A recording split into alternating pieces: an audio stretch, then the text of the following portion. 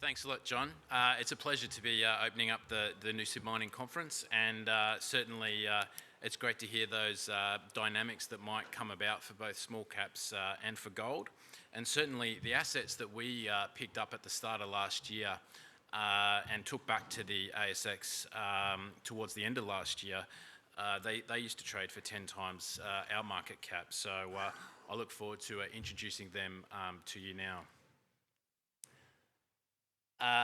This is a snapshot of our company. Basically, we're a clean company and we came back to the ASX November last year. We've got a series of advanced stage exploration projects and we have a JORC resource already.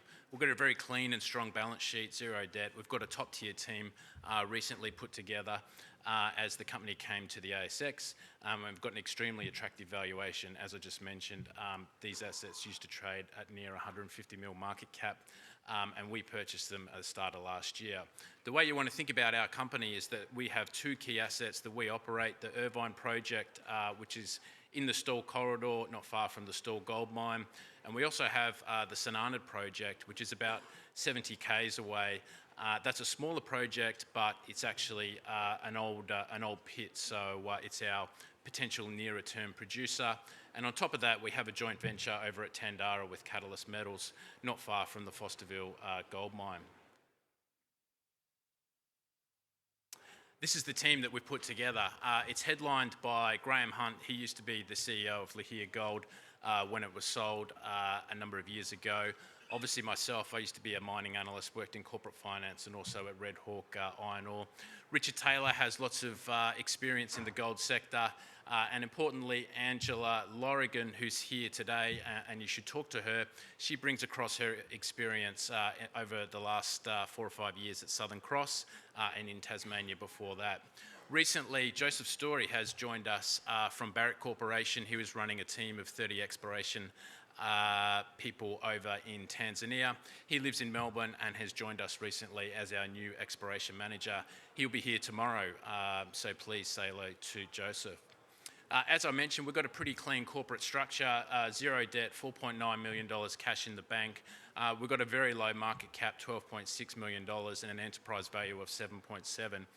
We're very well backed by a small number of institutions, but mainly high net worth people. We recently did a small placement, $3 million. We had 15 people participate in that placement. The term sheet certainly didn't go out very widely for that, but it's pleasing to see that we do have such strong support as we get these assets back into the market. These are our key projects. As I did mention, we have JORC resources on 2 of these projects, and these are our projects that we operate. On the left-hand side there is the Irvine project. The JORC resource is spread over 2 lodes, Resolution and Adventure, for a total of 304,000 ounces. Now, on top of that, we have a similar sized exploration target, and we've just drilled into that exploration target area, made an announcement a few weeks ago, validating that exploration target area, so it's well mineralised and we continue to drill into there. On the lower left, from what I can see, is the Comstock pit. That's a historical pit, was last mined in 1995.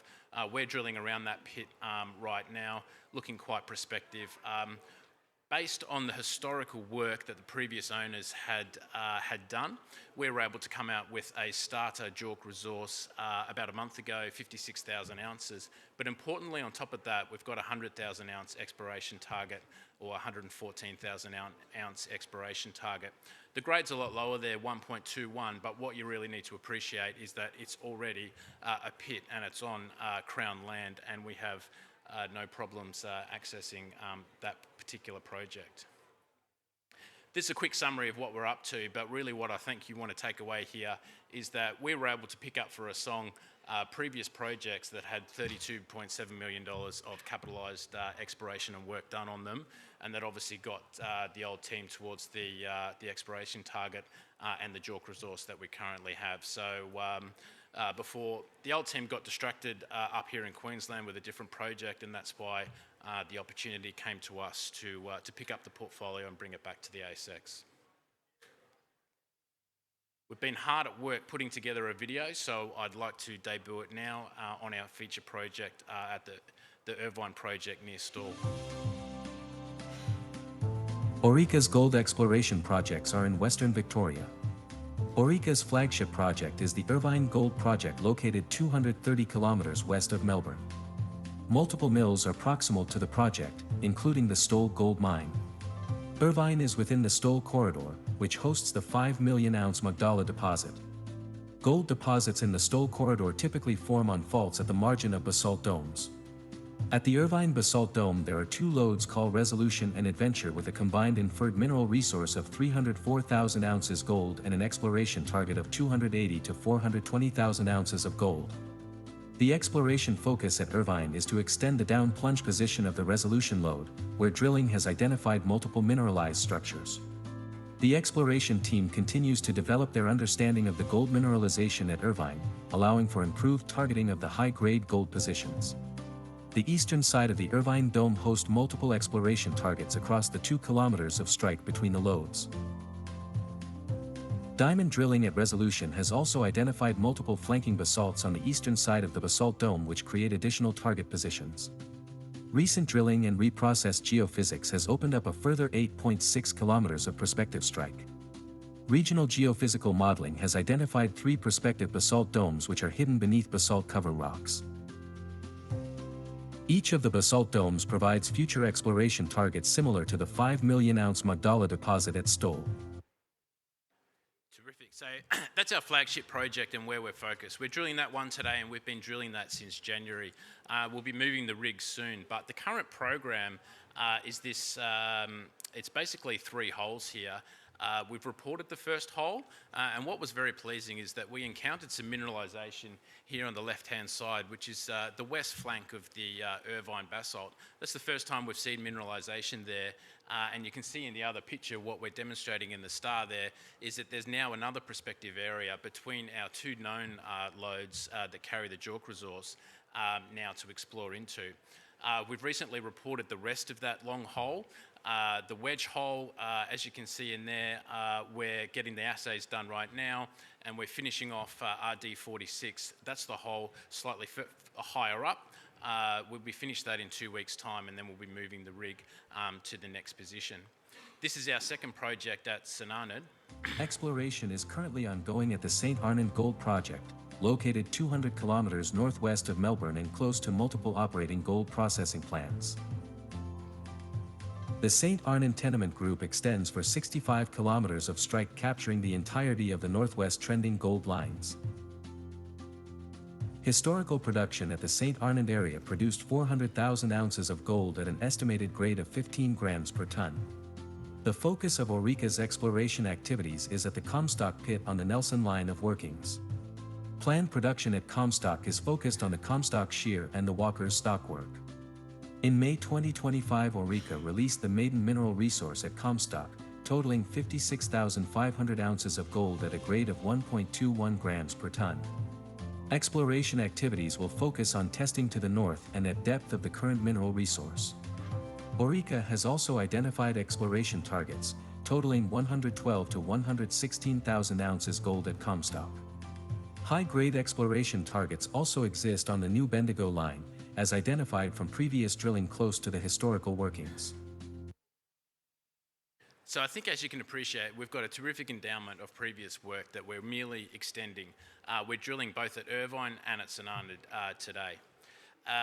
The other project that we had that I mentioned briefly at the start is the Tandara joint venture. Over in the Bendigo zone, we all know that's the most prolific zone in Victoria, and we hold that 4951, and the operator is Catalyst Metals. Plenty of people told me that this project alone is worth far more than our current market cap, and we're very excited about the future of Tandara. Just in my last minute, I want to highlight that we've been busy since we came back to the ASX towards the end of last year.